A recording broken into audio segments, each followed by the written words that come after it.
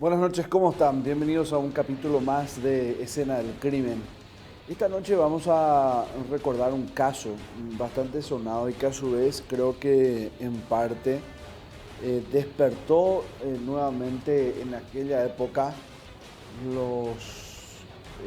la curiosidad sobre grandes bandas, crimen organizado, grandes grupos que tenían a personas con antecedentes que superaban las 20, inclusive los 20 registros por asaltos violentos, crímenes, entre otros, y generalmente se asociaban para hacer golpes bastante duros. Estamos hablando de un periodo muy problemático para la policía, que si bien no decimos que esto terminó, sí estaba bastante acentuado, y hablamos de aquellos 2005 para arriba, entre 2005 y 2011 más o menos, donde se habían registrado grandes asaltos bancarios, financieros, entre otros. Pero no solo eso, sino que, bueno, en realidad eso es en lo que desembocó, es como una especie de historia aparte de las que le voy a contar hoy. Porque la que nos reúne en esta ocasión es un caso de un joven funcionario de la planta asfáltica de la Municipalidad de Asunción. Había sido víctima de un atraco. La particularidad, en realidad la dirección había sido víctima de atraco, estaba en el objetivo el dinero que ahí se recaudaba de los ladrones. En esa oportunidad se había notado la violencia con la que actuaban estos hombres y después fue como una especie de marca registrada. Hoy vamos a conocer la rama del mal, así la llamamos, le llamamos a esta historia, donde conocemos lo que ocurrió en aquel momento con un joven que estaba lastimosamente en un momento peor, en el peor momento, y este grupo de delincuentes que después sabremos más de sus antecedentes. Vamos a conocer de quiénes se trata y también en aquella oportunidad quién fue la víctima.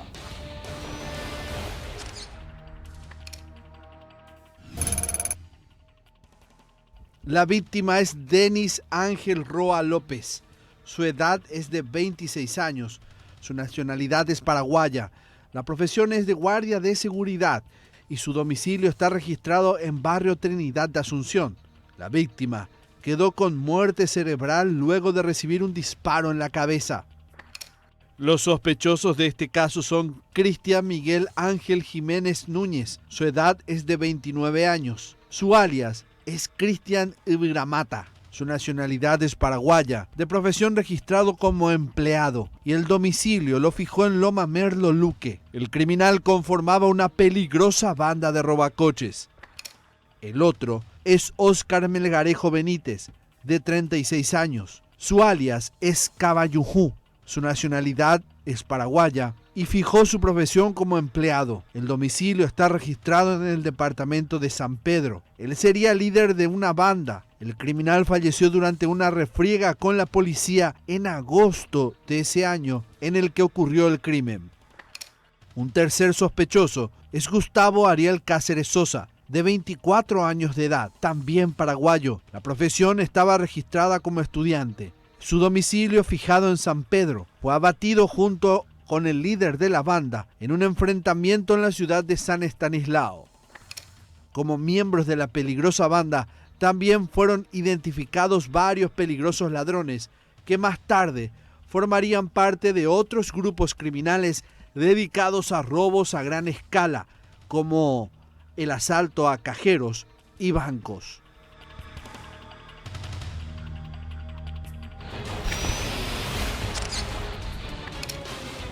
Ahí conocen a la víctima, conocen a los victimarios, y ahora vamos a ver más o menos en los detalles en los que se da este asalto. Esto ocurría en un año 2006, les conté yo al principio que es una historia que tiene a un joven funcionario de la Dirección de Planta Asfáltica de la Municipalidad de Asunción. La particularidad es que eso también tiene una caja, tiene dinero que se utiliza para lo que es el menester propio de esa dirección, de los trabajos que realizan.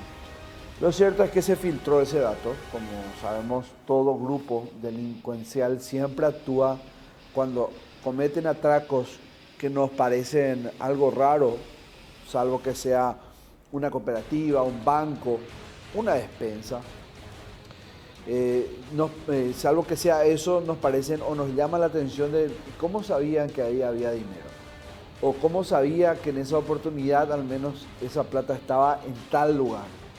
Y generalmente es cuando se cuenta con un dato preciso, alguien filtra ese dato, una campana, una boca, como también se conoce. Y en aquella oportunidad no fue la excepción, definitivamente, porque los delincuentes, este grupo organizado, habían llegado con el dato de que ahí había dinero. Esto fue lo que ocurrió. Era año 2006, una fecha tentativa del abril, mes realmente en abril, 28 de abril para precisarles, fue que estos delincuentes llegaron armados, pertrechos y bastante violentos a llevarse el dinero de la planta asfáltica de la Municipalidad de Asunción. ¿Qué pasó?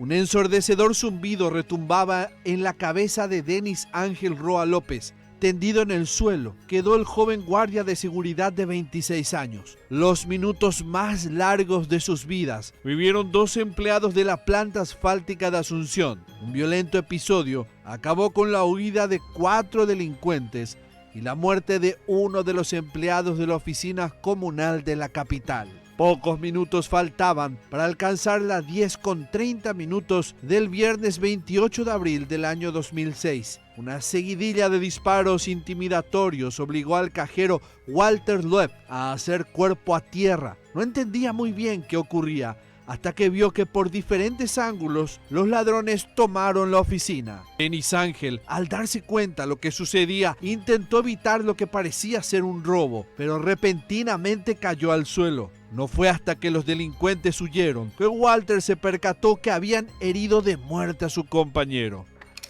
Momentos de mucha tensión lo que se vivieron aquí. Vos también pudiste ser testigo de este asalto, ¿no? Y sí, porque yo nomás si no estábamos muchos, estábamos más o menos 50 personas en 2 filas. Y de repente apareció 2 hombres con su revólver y metió su mano en la ventana y le tiró a la guardia de seguridad único que tenemos. Francisco, ellos ingresaron justamente por la ventana. Nosotros podemos apreciar de que ellos ingresaron justamente al local, al Departamento de Recursos Humanos por la ventana, ¿no? Sí, exactamente. Uno saltó, después hubo el tiro. Saltó uno en la ventana y sacó la caja de la plata y el auto ya le estaba esperando ahí al frente mismo. Había aproximadamente 300 empleados en el lugar, ¿no? Así es, 300 empleados que iban a cobrar su sueldo mensual y entraron 4 sujetos, armas en mano, presumiblemente pistola, y intimaron al cajero y posteriormente le hirieron al lugar de seguridad. Comisario, en este caso, usted como jefe de la comisaría local, ellos no piden un tipo de custodia policial teniendo en cuenta que guardia policial no había, solamente se encontraba un funcionario municipal que justamente hacía de guardia de seguridad. Así es, solamente nosotros siempre estamos una ciudadanía que nosotros estamos dispuestos a colaborar con la gente. Parte de seguridad, tenemos armamento, personal suficiente y justamente no nos pidieron nada este día, no, en ningún momento. Los ladrones asesinos llegaron hasta la oficina comunal situada entre las calles Playa y Artigas del barrio San Pedro de Asunción. Estaban en un automóvil de la marca Nissan Sentra gris oscuro. El automóvil había sido robado 20 días antes en la ciudad de Luque y lo abandonaron los mismos autores no muy lejos del lugar del crimen. El auto llevaba en su interior a 4 ocupantes. 3 de ellos bajaron para cometer el robo y asesinar al trabajador de ese sitio. Utilizaron pistolas calibre 9 milímetros y estaban con el rostro cubierto. Habían ingresado así al lugar. 2 de ellos fueron directo a la oficina donde estaba el contador que hacía de cajero. Uno lo siguió un poco después y el cuarto quedó en el coche esperando con el motor en marcha la huida. Una caja con pesados fajos de dinero fue entregado por los funcionarios. El monto llegó a 355 millones de guaraníes, así dijeron los empleados a la policía. Con el botín en mano, los ladrones huyeron con mucho apuro del lugar. Alertada de lo sucedido, La policía inició una intensa búsqueda de los autores del asesinato, pero varios meses tardaría en esclarecerse el caso, aunque no todos los autores serían detenidos.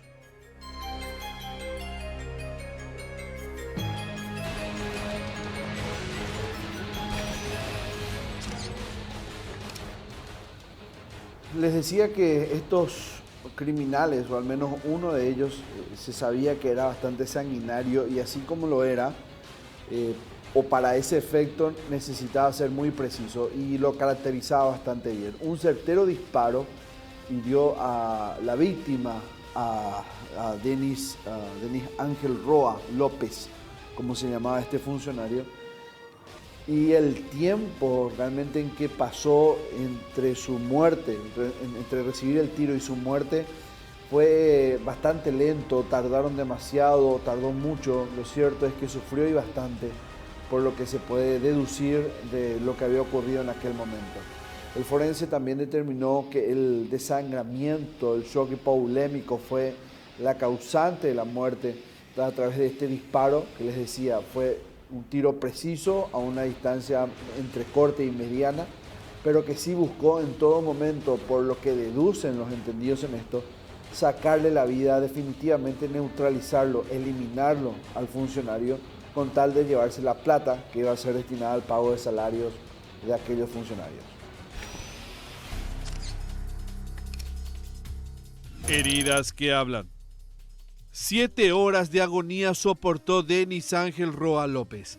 En una sombría sala del quirófano, el guardia de seguridad dio el último de sus suspiros. Llegado al entonces Hospital de Emergencias Médicas, lo ingresaron para ser sometido a una compleja cirugía en un intento de salvarle la vida, pero su muerte fue inevitable, pese al esfuerzo médico. La herida que recibió era de un mortal impacto en la cabeza, ejecutado a quemarropa contra la víctima. El proyectil atravesó de lado a lado su sien, dejando orificios de entrada y salida en su cuerpo. Roa López de inmediato quedó con muerte cerebral, y entonces ya los doctores le diagnosticaron muy pocas probabilidades de sobrevivir. Poco después, a las 17 horas de aquel día 28 de abril del año 2006, se confirmó su deceso. En la escena quedó el proyectil de un calibre 9 milímetros que le produjo la muerte a consecuencia de un traumatismo grave en el cráneo por la herida de aquella arma de fuego.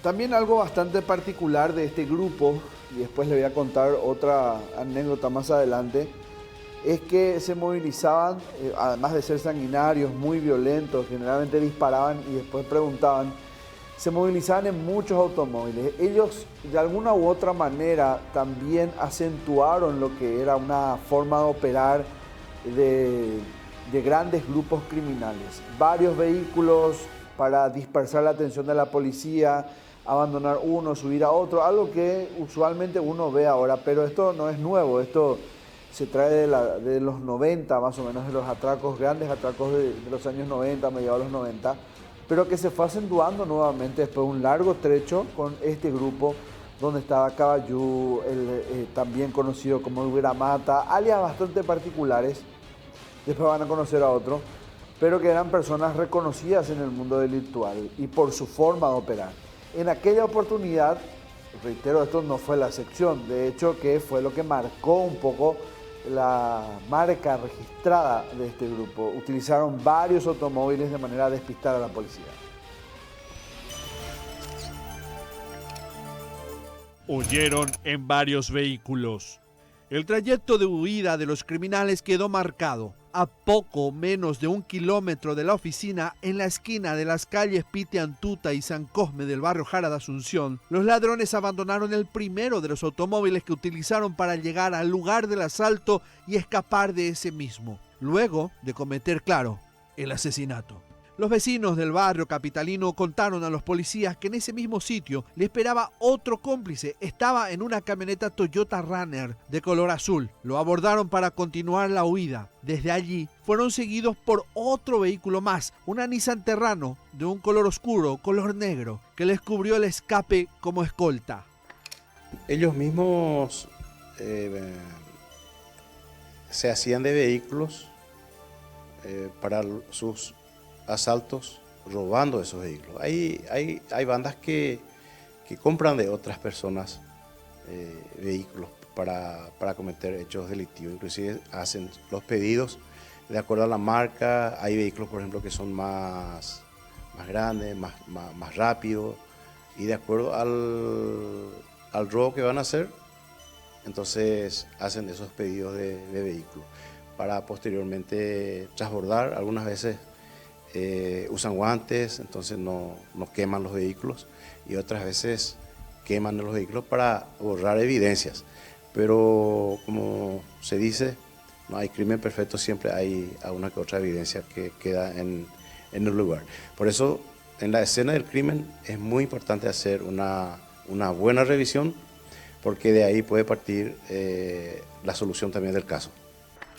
Una de las principales pistas que marcaría el norte de la investigación fue hallada por los efectivos policiales en otro vehículo abandonado, un ticket del puesto de peaje de la localidad de 25 de diciembre, esto en el departamento de San Pedro. El papel llevaba impreso la fecha en que el automóvil cruzó aquel puesto y exactamente el horario en que el retazo fue impreso. La fecha era de las 19 horas con 32 minutos del día anterior al asesinato. Los policías del Departamento de Criminalística realizaron una minuciosa inspección del automóvil, del cual levantaron varias evidencias que luego fueron comparadas con los sospechosos.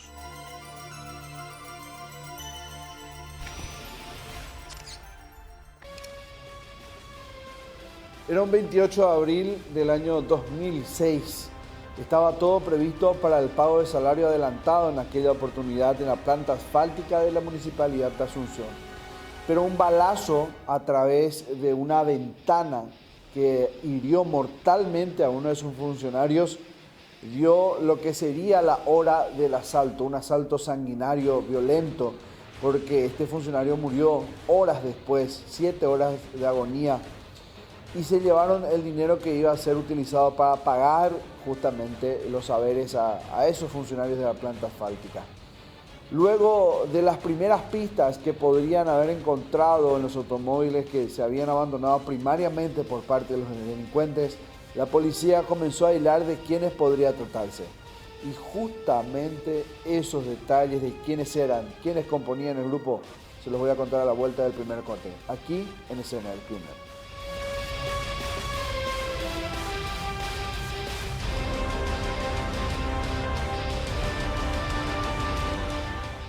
Hoy estamos recordando un asesinato brutal que tuvo como trasfondo un asalto en la planta asfáltica de la Municipalidad Capitalina. Era el año 2006, fue el 28 de abril, cuando estaban a punto de cobrar los empleados de esa dirección, pero un balazo, directamente se escuchó la explosión en la recámara del arma que había utilizado uno de los delincuentes. Fue lo que paró totalmente el tiempo para esos funcionarios. Se llevaron la plata que tenían que cobrar, pero lo peor no fue eso. Lo peor fue que uno de ellos murió. Denis Ángel Roa López, un chico muy joven que en aquella oportunidad trabajaba en ese sitio y que fue asesinado por este grupo de delincuentes. Les conté anteriormente que estos asaltantes tenían muchas particularidades en aquel momento, que la policía iba notando y asociando con casos también un poco distantes en aquel tiempo. Ya después, arribando hacia el 2010, 2011, se tendrían más casos violentos hechos por esta misma banda o parte al menos de ese grupo ya unidos con otros.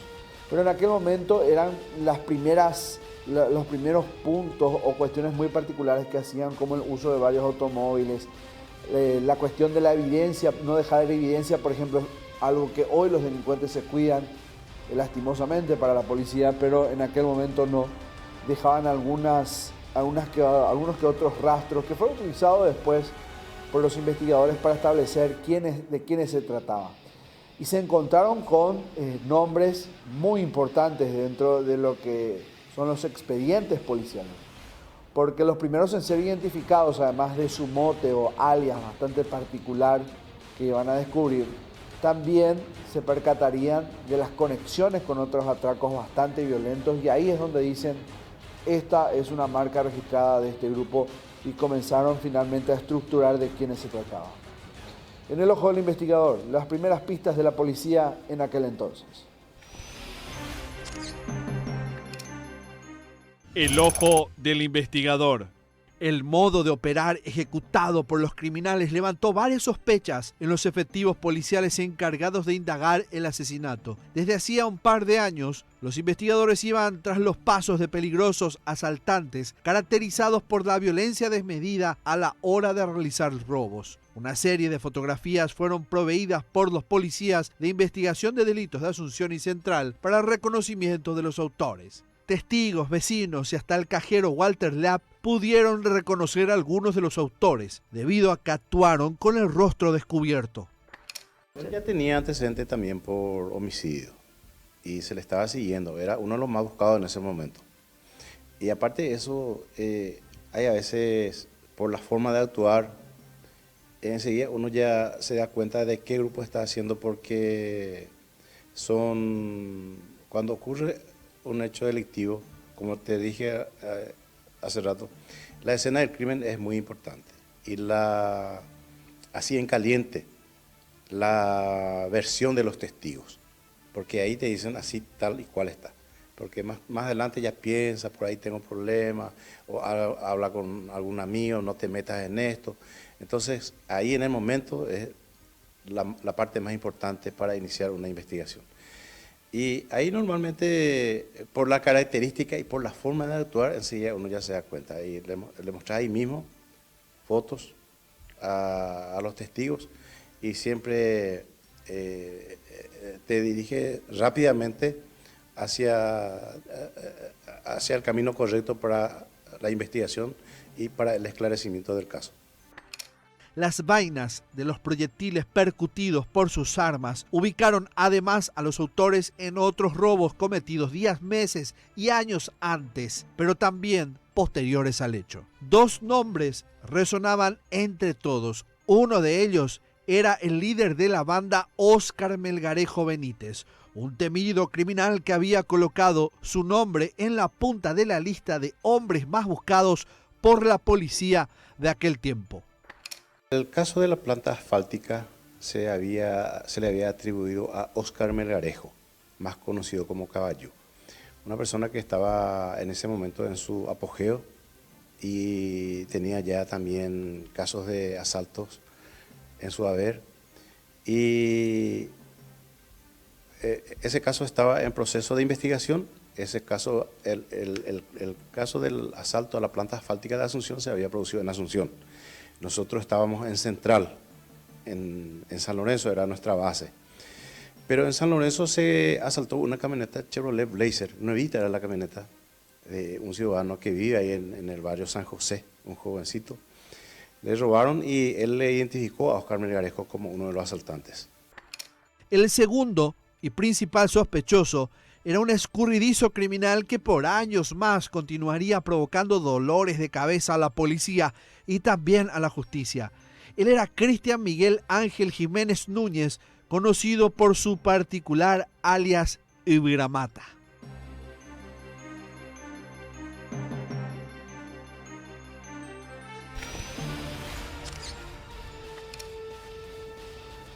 Cristian Ibramata, les dije que tenía alias bastante particulares. Describía bastante bien, un hombre alto, de una estatura que superaba los 1,90 m. De ahí nace ese apodo para él dentro del mundo delictivo. Iba a ser uno de los primeros en ser descubiertos por la policía y también sometido a proceso. De hecho, que descubren su principal fuerte dentro del mundo delictivo, y era el de robar vehículos. La mayoría de los integrantes de estos grupos, que después, mutando de forma de delinquir, comenzaron siendo robacoches. Su especialidad, levantar vehículos.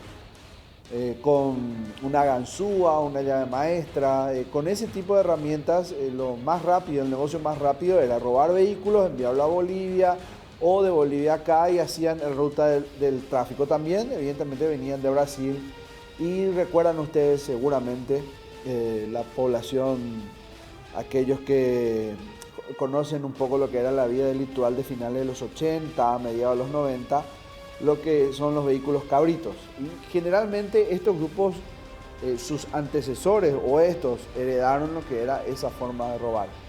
Y les decía, evolucionaron. Y de robar vehículos pasaron a hacer los primeros asaltos en bocas de cobranza, en financieras, en lugares donde se maneja mucho caudal de dinero. La planta asfáltica era una de las primeras de aquel entonces, aunque comenzó este gran auge de atracos en el periodo primario del nuevo milenio. Lo cierto, y retomando, es que Cristian Ibramata era uno de los más buscados en aquel entonces. Estaba dentro de los expedientes de la policía con varios antecedentes. Así lo agarraron.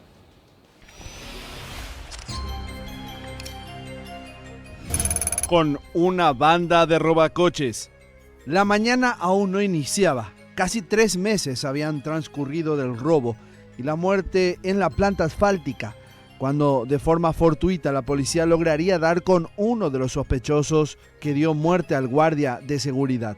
Era el 13 de julio del año 2006, en un operativo iniciado por agentes de la Brigada Central de Investigación de Delitos. Los policías no solo capturaron a una peligrosa banda de robacoches, sino además al emblemático Ibramata, así lo llamaban. El procedimiento empezó cuando el reloj marcaba las 4 de la mañana de aquel jueves. Los policías de la Comisaría Tercera de Luque atraparon a Salvador Martínez en la compañía Macaí, esto en Luque. El muchacho de 18 años que escondía más que secretos. En sus bolsillos encontraron una ganzúa. Es una llave maestra que se utiliza para robar vehículos. Personales de patrulla detuvieron a una persona y encontraron entre sus pertenencias en una mochila llave maestra, ganzúas, que era para robar vehículos.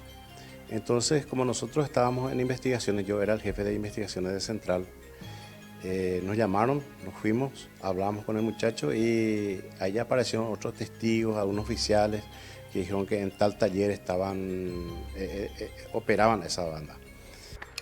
Salvador fue llevado hasta la sede de la Brigada Central y allí lo interrogaron. El chico no tardó en confesar que en su casa, que queda en el 4º barrio de Luque, guardaba varios vehículos robados. Rápidamente los policías llamaron a la fiscal Susi Riquelme y así ella consiguió una orden para allanar esa casa, pero no solo esa, sino también un taller mecánico. Este era propiedad de su cómplice, el que se encargaba de guardar los vehículos robados. En ese mismo sitio fue que los policías lograron atrapar a Cristian Miguel Ángel Jiménez Núñez.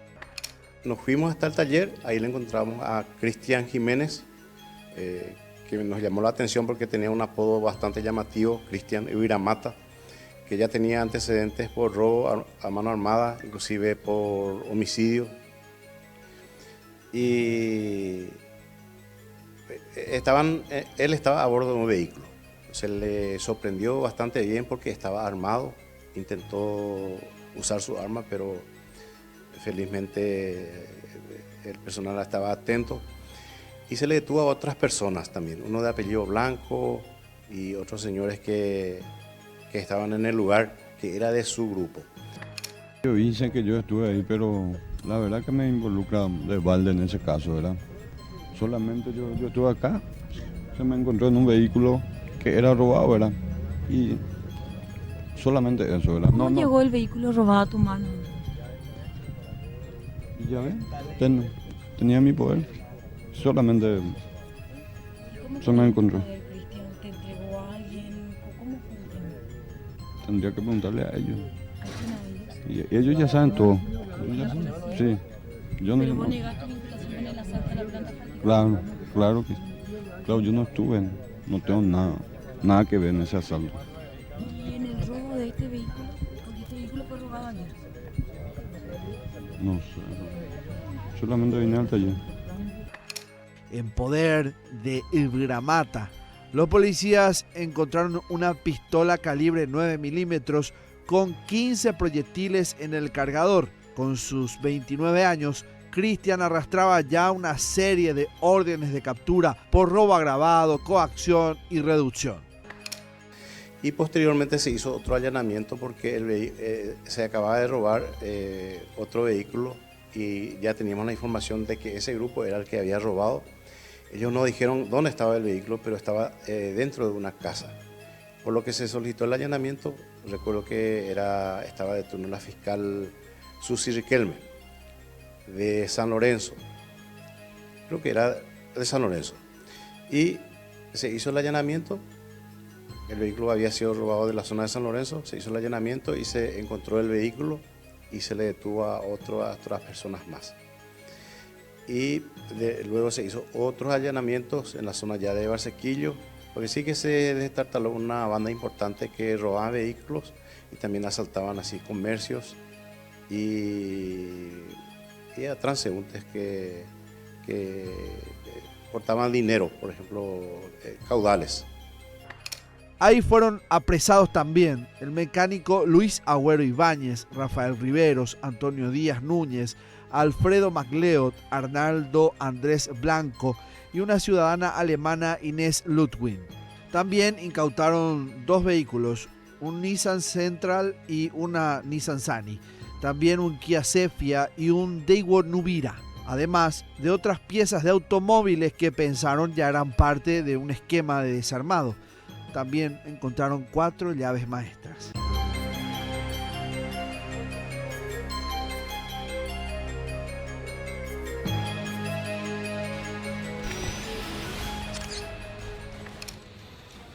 Les dije que después de identificar a Uberamata, a Cristian, la policía se abocó también a deducir, a investigar quiénes eran los otros integrantes del grupo. Esto los llevó al departamento de San Pedro, porque había algo un patrón que se repetía y bastante en aquella época, que todo lo que ocurría en Capital se llevaba a ciudades del interior para enfriar. Hoy en día uno estila ya tener, por ejemplo, un taller de desarmadero o llevarlos a las ciudades de Central, meterlo en algún tipo de aguantadero o de cueva, como también le gusta tanto decir a la gente que está dentro del área policial. Y en aquella oportunidad era diferente, se buscaba distanciar lo máximo posible para que la policía no siga la pista. Pero igual se llegó, la policía inclusive accedió a tickets de peaje que pudieron ubicar en el sitio en algún momento a otros integrantes del grupo. Lo casual de todo esto es que cuando llegaron hasta ellos se encontraron con quien iba a ser uno de los elementos fundamentales de ese grupo, y es otro que tenía el alias particular de Caballú. Y este es Óscar Melgarejo Benítez. Se sospechaba en aquel momento, por su puntería, por el tino, por lo violento que era, que fue él el que mató a Denis Ángel Roa,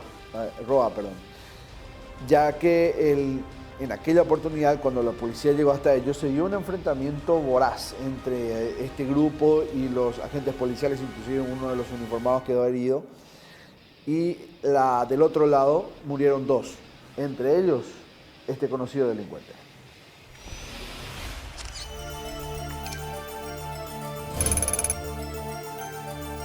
El ticket de peaje hallado por los policías de investigación de delitos en el auto usado para cometer el robo que acabó con la vida de Denis Roa fue una importante pista que condujo a los policías exactamente al departamento que figuraba en ella.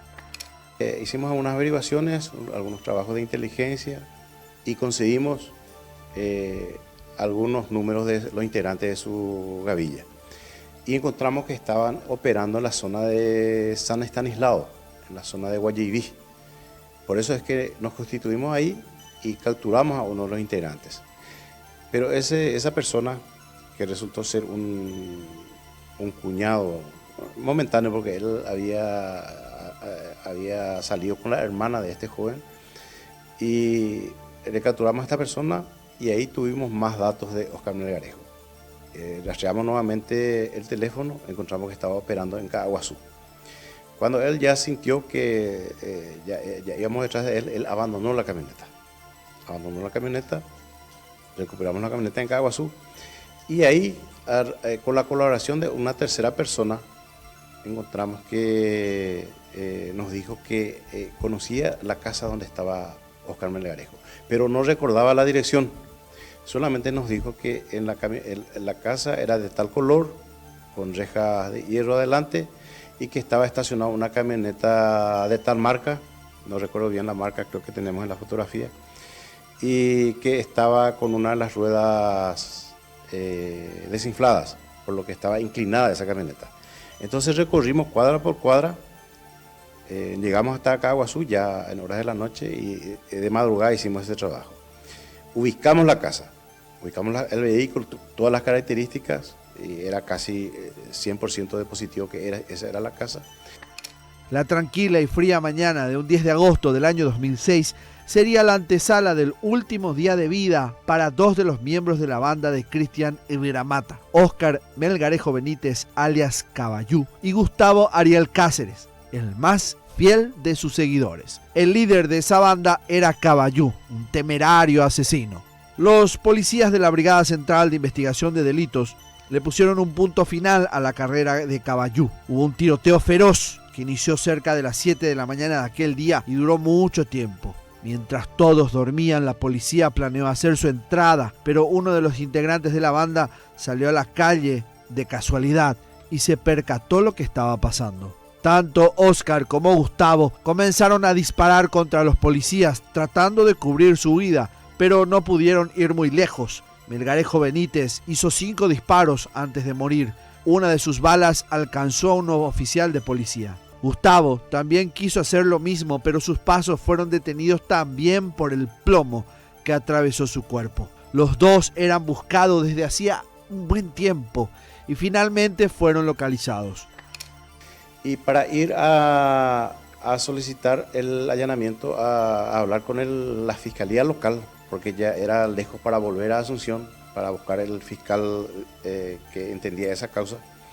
Entonces tratamos de rodear la casa, pusimos personales atrás y adelante, mientras que estábamos anotando con algunos vecinos cómo se llama la calle y compañía, porque esas son las exigencias del juez, de los jueces para otorgar la orden de allanamiento. En eso ellos se percatan, eso sí fue de madrugada, ya llegaron 6:30 de la mañana más o menos. Se percataron y se dieron a la fuga. Estaba con él un joven también, Gustavo Ariel Cáceres.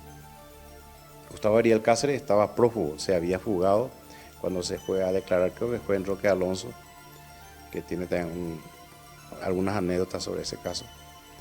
Y le hirieron, estaba con nosotros una mujer policía, le ubicamos con nuestro compañero en la parte de atrás y él le hirió a la mujer en la pierna. Silvia Alvarenga. Y cuando ellos se percataron que nosotros ya estábamos, porque estábamos pasando y pasando, se percataron, eran tipo 6:30 más o menos, y se levantaron así mismo como estaban, se levantaron y huyeron.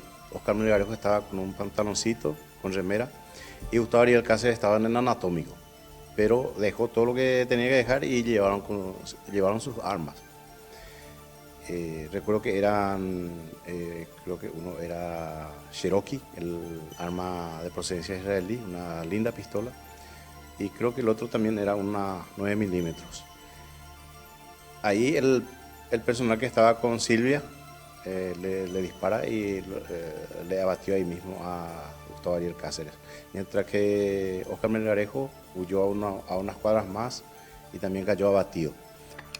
Los investigadores tenían la información sobre Óscar como el líder que comandó el grupo que había cometido el asalto en la planta asfáltica y probablemente habría sido él mismo el que asesinó al guardia. Luego de su muerte, la policía identificó a más miembros de la gavilla. En ella estaban los nombres de Amado Urunaga Coene, un ex militar que tenía el nombre de Germán Teresio Benítez, y Roque Galeano Rodas. El seguimiento que le hicimos al origen de las armas, porque eran armas que eran utilizadas por personal uniformado. Le pusimos una especial atención y encontramos que fueron robados. Eran evidencias de una fiscalía y estaba depositado en la fiscalía de Capiatá. No recuerdo bien en qué unidad, pero ellos tenían buena logística, gente que colaboraba con ellos. Algunos de ellos, luego de que aquel grupo se ha desarticulado, pasaron a formar unas nuevas bandas o nuevos grupos e incursionar en otros ámbitos delictivos.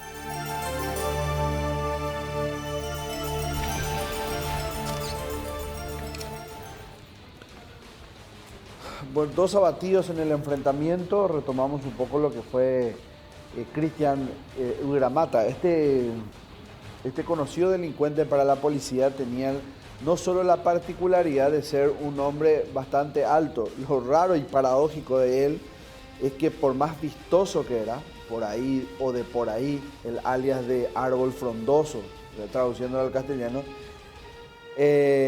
tenía que ver un poco con el hecho de que era un hombre bastante escurridizo.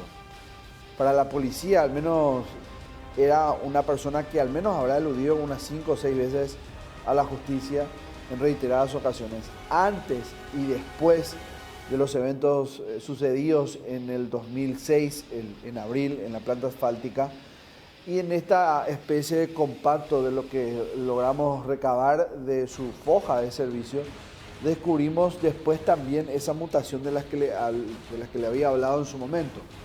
Porque Cristian, ya en el 2010, pasados unos 4 años de aquel hecho que lo había sujeto al asalto mortal en la planta asfáltica, otra vez estaba libre, no sabemos ni cómo, pero estaba libre otra vez.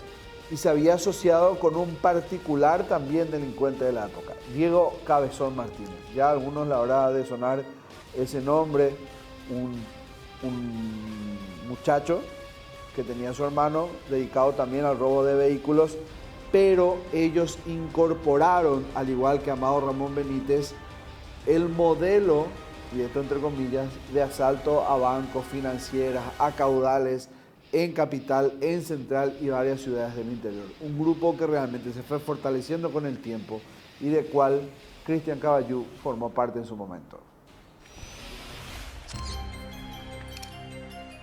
Escurridizo en otros crímenes.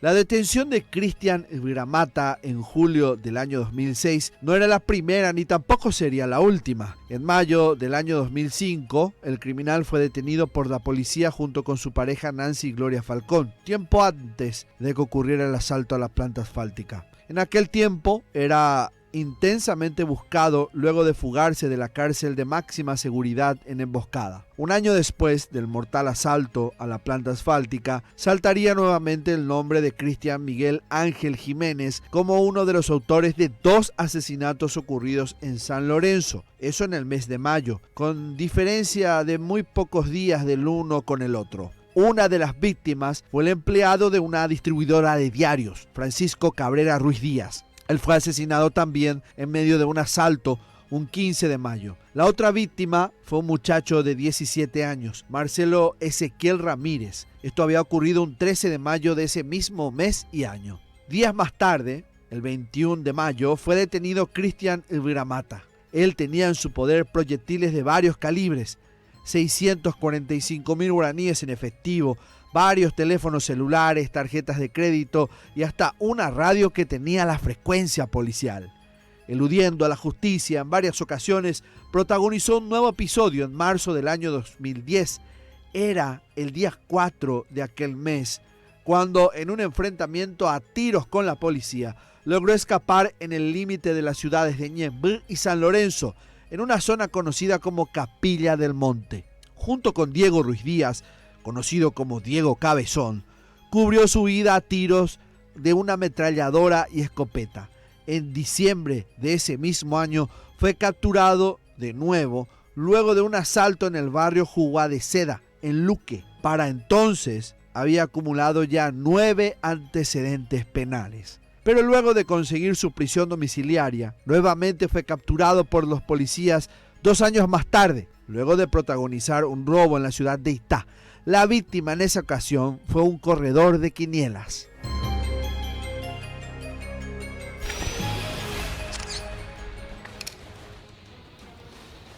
Y hablando de mutación de formas de delinquir, cuando Cristian había ingresado al sistema penitenciario, evidentemente que tenía ya los varios hechos punibles encima, varios delitos, y se le consideraba una persona bastante peligrosa. De ahí que estaba aislado, formó parte también del sistema penitenciario en emboscadas, se había escapado de ahí y era considerada emboscada en su momento, la vieja emboscada, como una prisión de máxima seguridad. Con todo eso había que tener mucho cuidado con él y por eso lo tenían bien aislado, controlado, pero no del todo, porque dentro de la cárcel él y otros cuantos descubrieron una forma también de delinquir y es lo que hoy conocemos como las famosas llamadas extorsivas de la cárcel. ¿Cuántas experiencias ya escuchamos de ese tipo?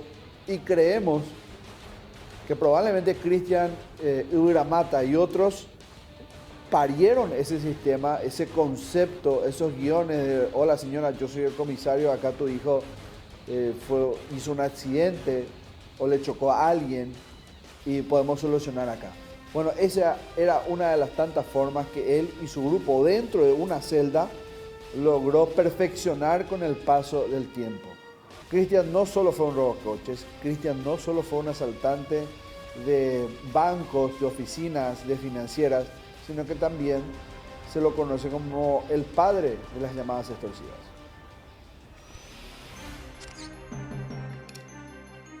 De asesino a extorsionador, incursionando en todos los ámbitos delictivos, el nombre de Cristian Ibramata volvió a hacer eco en las noticias en el año 2015, esta vez como un nuevo miembro de un esquema de extorsionadores que realizaba sus engaños desde una celda, esto tras las rejas. El 13 de enero del año 2015, las autoridades de la cárcel de Tacumbú, de Coronel Oviedo y de la cárcel de Misiones presentaron ante los investigadores una serie de evidencias incautadas en esos recintos. El esquema estaba liderado por un conocido extorsionador, Juan José Gil.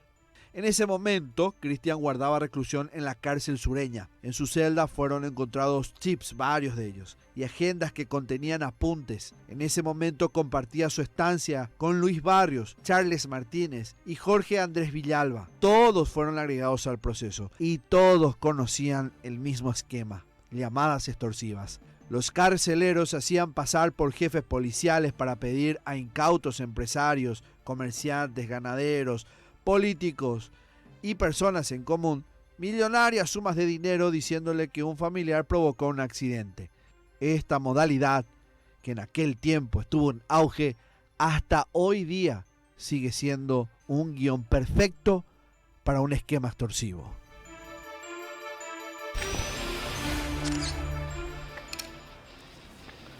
Ahora vamos a hacer la segunda pausa en escena del crimen. Al volver, podríamos decir el desenlace de esta historia. Vamos a resumir un poco lo que había ocurrido y también cómo termina para algunos esta historia.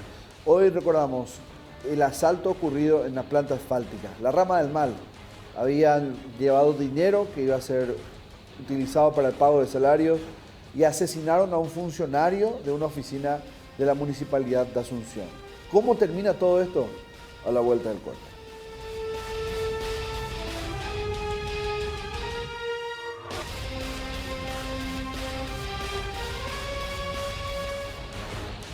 Hoy estamos recordando un asesinato ocurrido en el año 2006, cuando un grupo de delincuentes que había comenzado como robacoches habían asaltado una oficina en la Municipalidad de Asunción, se llevaron el dinero que iba a ser utilizado para el pago de salarios y antes de eso asesinaron a un funcionario con la intención de meterse a la oficina y llevar el botín.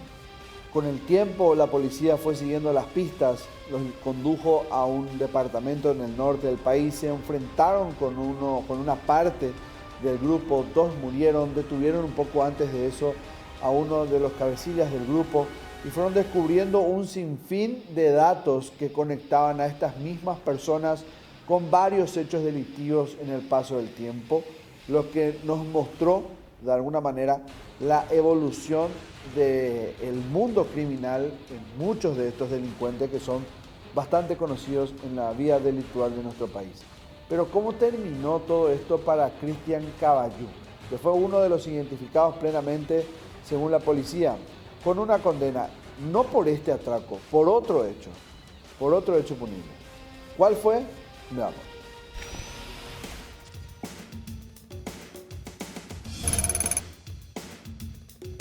Más de una década tendría que transcurrir para que finalmente Cristian Ángel Jiménez Núñez se enfrentara a un tribunal. Lo hizo por un asalto ocurrido en la ciudad de Itá, del departamento central. La fiscal Irides Ávila representó a la fiscalía en el juicio oral y público, durante el cual pudo demostrar que Cristian Miguel Ángel, junto con otros dos cómplices, Marcial Cabrera Ricardo y Fidelina Concepción Suárez Alfonso, participaron en el robo del que fue blanco una casa de juegos de azar. Aquel tribunal de sentencia los encontró culpables y los condenó a 15 años de cárcel un 5 de octubre del año 2018. El hecho ocurrió un 9 de enero del año 2012 en horas de la tarde. Los tres ladrones llegaron hasta el local La Nueva Quiniela, donde Cabrera actuó de campana, mientras que Cristian Miguel Ángel entró con un arma de fuego. El responsable de ese comercio,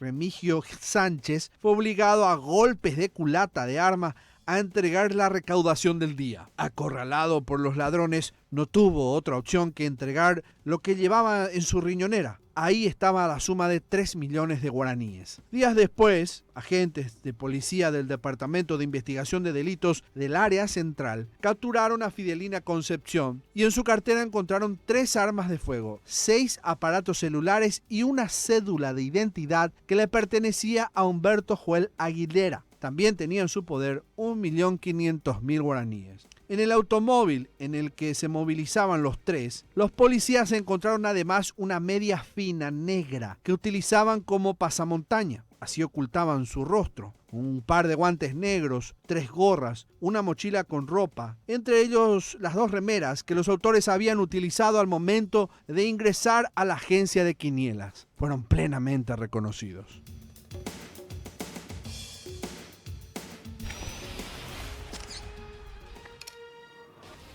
Con Cristian Ibramata, me corrijo, condenado a 15 años en aquel 2018, se creería de alguna u otra manera que muchos de los robos, de los asaltos bastante violentos habían cesado. Y no fue así. Estos siguieron hasta hoy día, solo que con otros grupos.